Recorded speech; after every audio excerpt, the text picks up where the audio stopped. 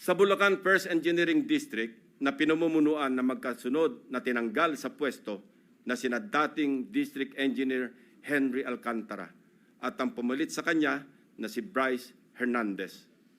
Napag-alaman naming talamak ang ganitong kalakaran. Bakit?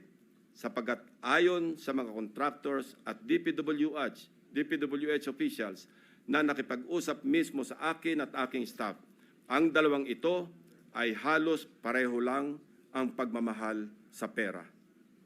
Napabalita pa nga kamakailan na ang isa sa kanila ay nakakapagpatalo ng daang milyon sa isang kasino dito sa Metro Manila. Mr. President, sa District Engineering Office na ito, sa ilalim ng pamumuno ng dalawang nabanggit na opisyal, para sa taong 2024, 28 proyekto ang pare-pareho ang pondo kahit magkakaiba ang specs, disenyo at haba. Distinct.